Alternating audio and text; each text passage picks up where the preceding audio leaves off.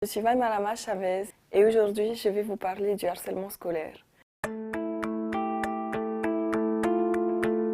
C'est quelque chose qui m'a touchée quand j'étais petite, quand j'étais au collège. Et ça peut paraître anodin au début parce qu'on ne s'en rend pas vraiment compte, on ne comprend pas ce qui se passe. Mais au fur et à mesure, on commence à avoir mal au ventre, on commence à être gêné, à perdre de la confiance.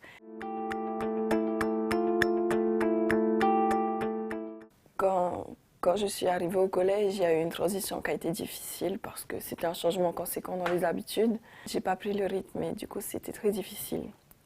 Pour aller mieux, je m'isolais souvent au CDI et à la bibliothèque du collège. Et donc on me voyait différente parce que j'avais du mal à socialiser.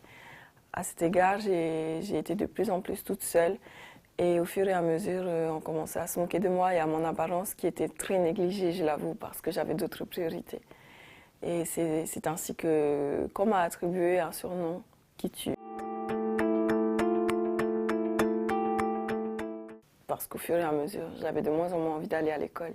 Mais en parlant et en décidant d'affronter tout ça et de remettre les points sur les i, j'ai réussi à aller de l'avant. Hier, j'ai reçu une lettre. J'ai répondu à un courrier d'une jeune femme qui disait qu'elle souffrait de surpoids, qu'elle voulait participer à une élection et elle me demandait si des marques de scarification allaient être disqualifiantes pour elle.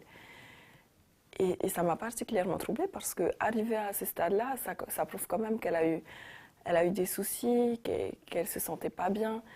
Et je sais que ces problèmes-là peuvent aller jusqu'au suicide.